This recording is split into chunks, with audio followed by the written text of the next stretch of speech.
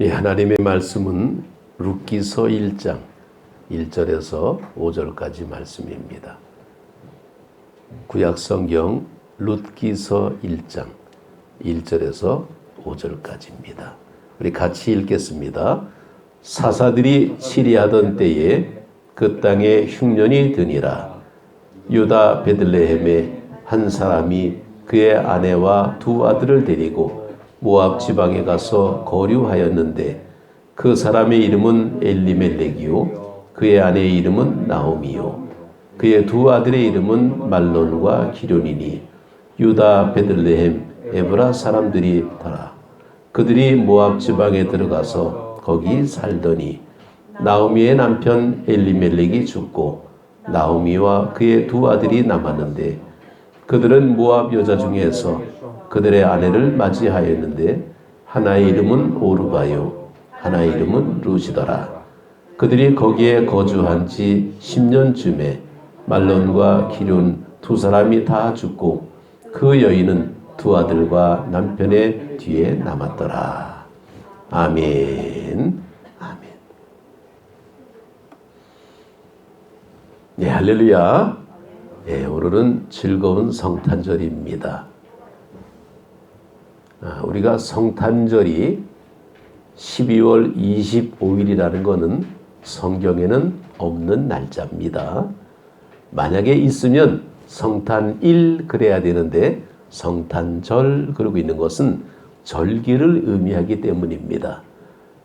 날짜가 중요한 것이 아니라 왜 예수님이 이 땅에 오셨는가가 중요하기 때문에 그 오심에 대한 것이 강조되는 절기지 날짜가 중요한 게 아니죠.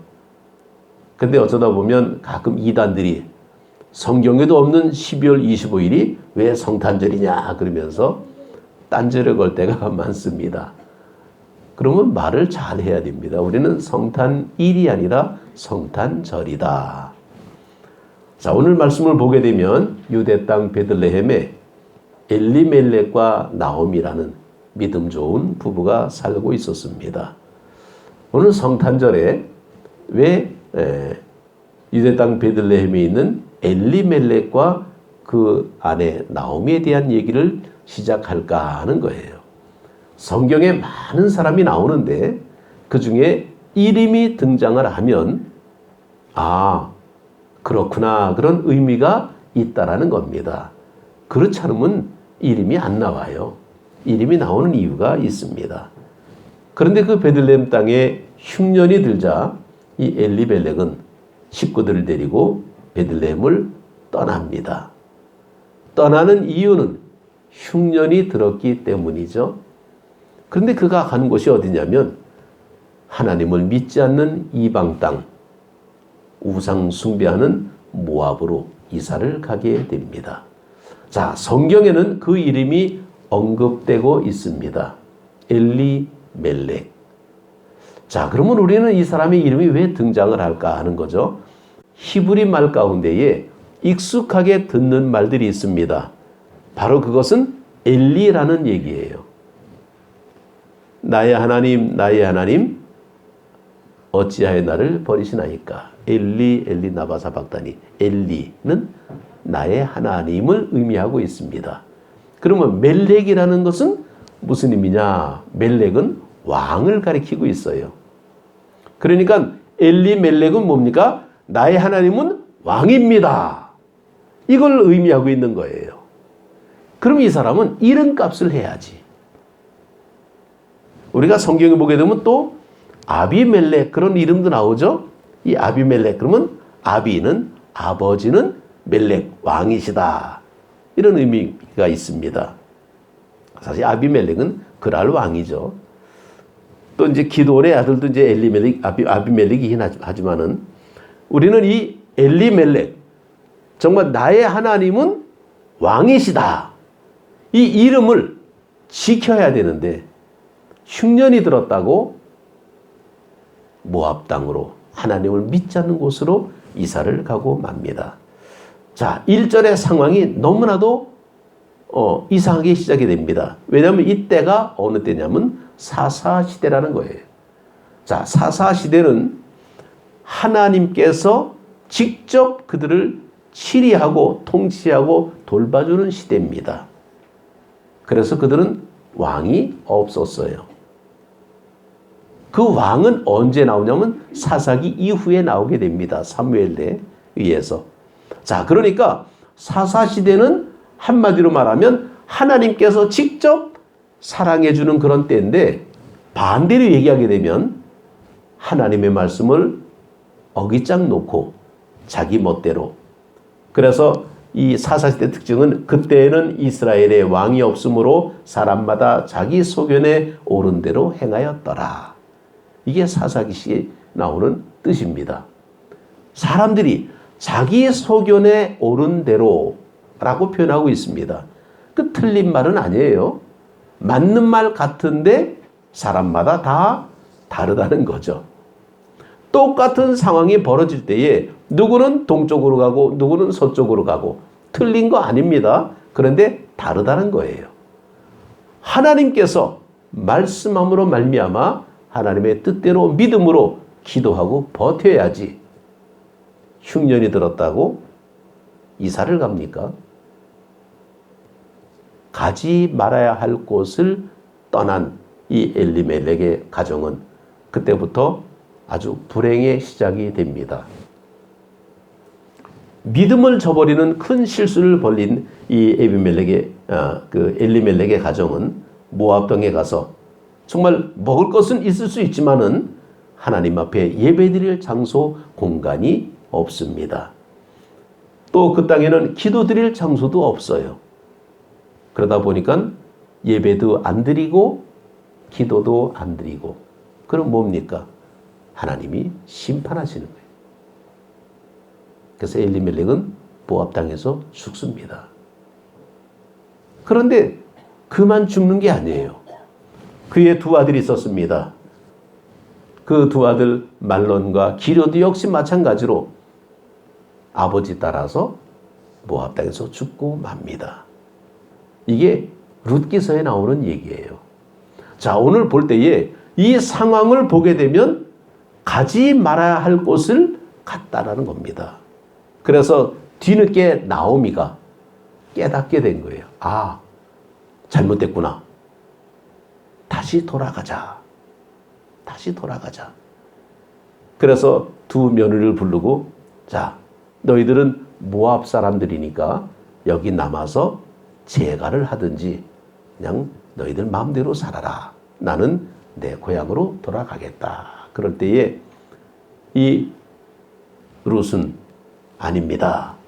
어머니가 가는 곳에 나도 가겠습니다. 그리고 따라와요. 이 여인은 이방 여인입니다. 자, 여기서 재미나는 퀴즈. 다윗의 고향은 어디입니까?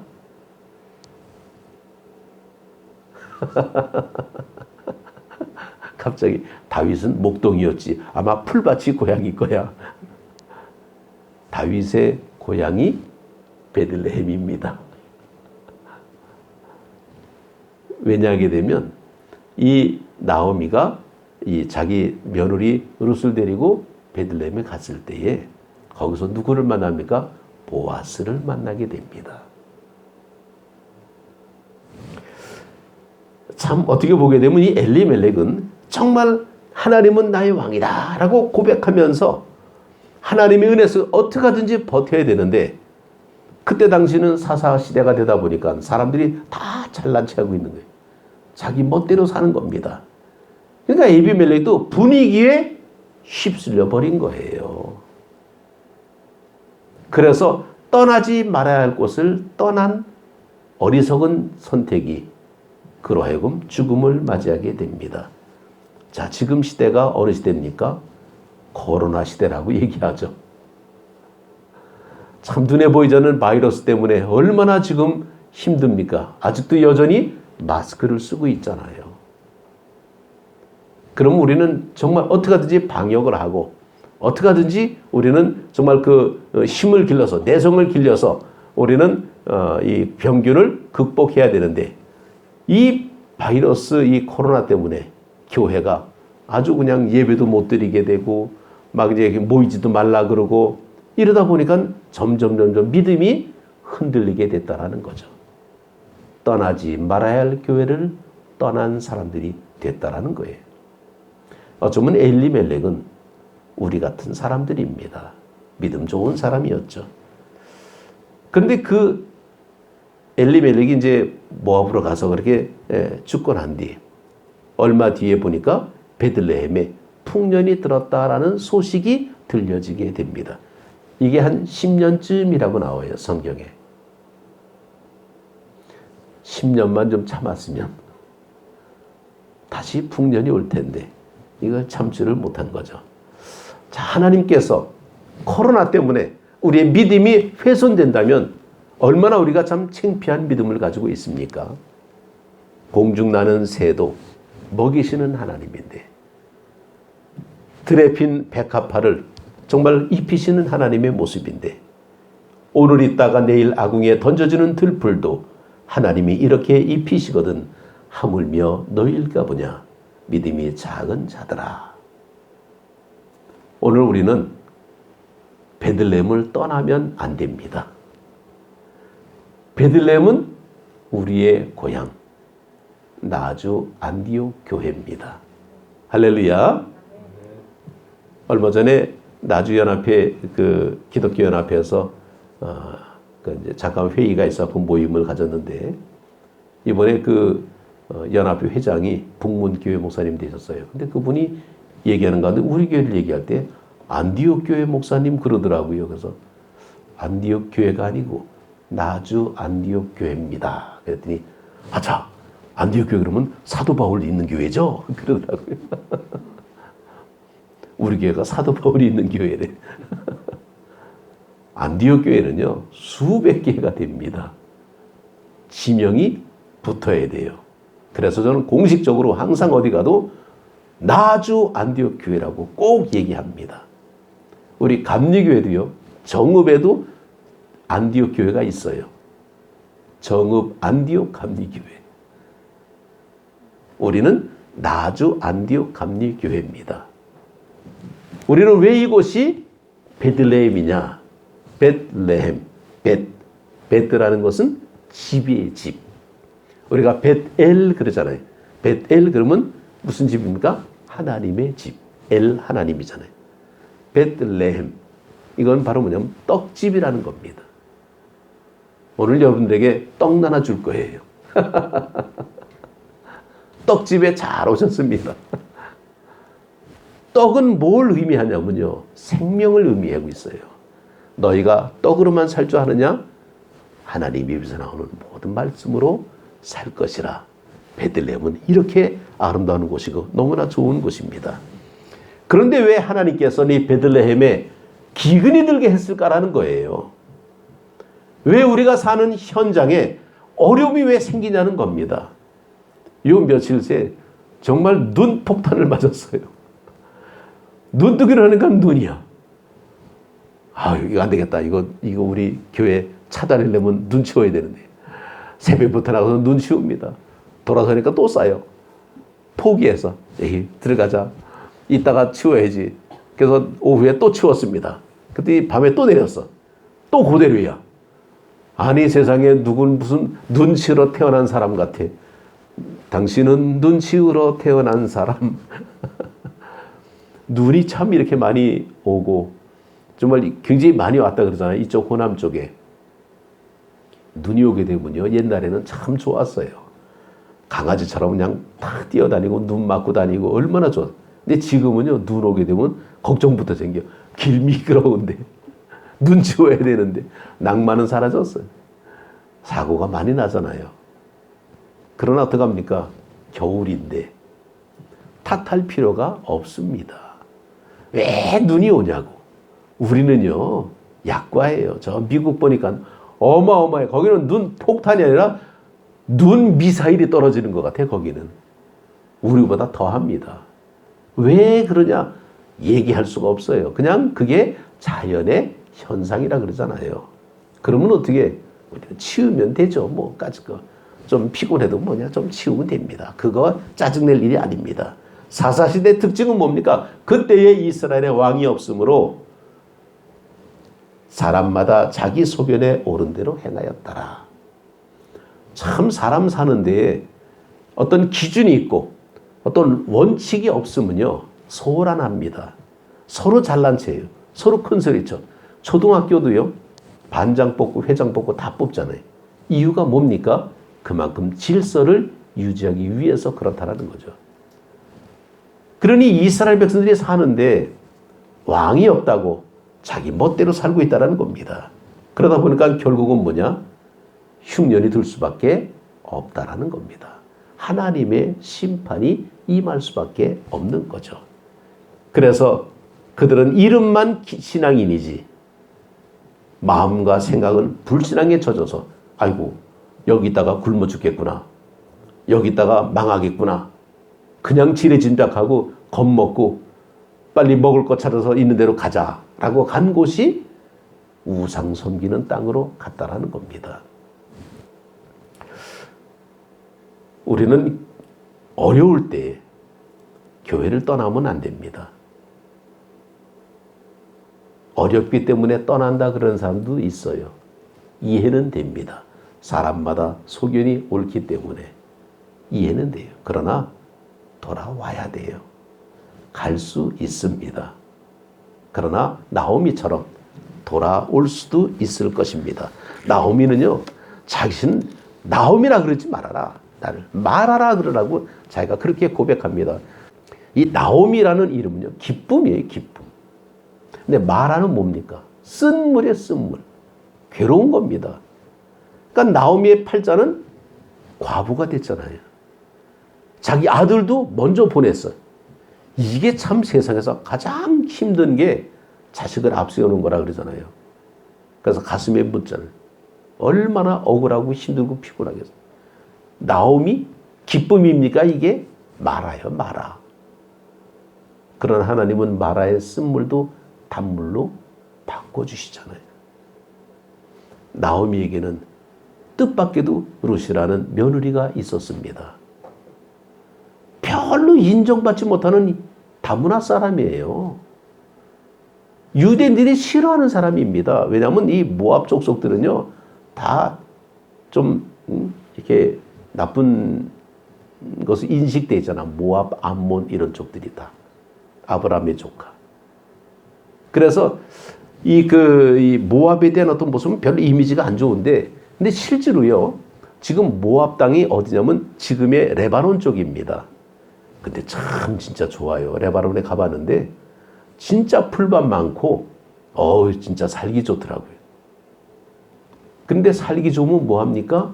살기 좋은 곳에는 항상 악한 짐승이 있기 마련이죠.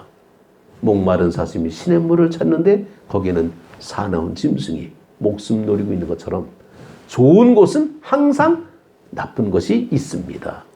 오아시스는 참 좋은데 거기는 항상 전쟁이 일어나는 곳이에요. 서로 차지하려고. 그런 모습이 있습니다. 그러나 이 룻기서를 볼 때에 그냥 이렇게 떠나간 거로 끝나는 것이 아니라 돌아오게 되죠. 그래서 돌아와서 누구를 만납니까? 보아스를 만나게 됩니다. 보아스는요, 모압에서는 절대로 만날 수 없는 사람입니다. 라비 선생에 의하게 되면 이 보아스는 엘리멜렉의 조카뻘 되는 사람이라 그럽니다. 그러니까 친족 관계가 되겠죠. 유다 지파의 한 방백이었던 나손의 손자요. 그런데 그의 어머니는 여리고 정말 라합에게서 난 그 살몬의 아들이었습니다. 참 이 관계가 조금 좀 애매하긴 한데, 여리고 성 이제 들어갈 때에 그 성 안에 있던 한 여인이 이스라엘 편을 들어줘 가지고 이스라엘이 승리하게 됩니다.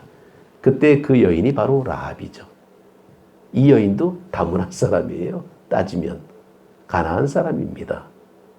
그런데 그때 정탐꾼 가운데 한 사람이 살몬인데 그 사람하고 결혼을 해서 난 아들, 그게 바로 보아스가 됩니다.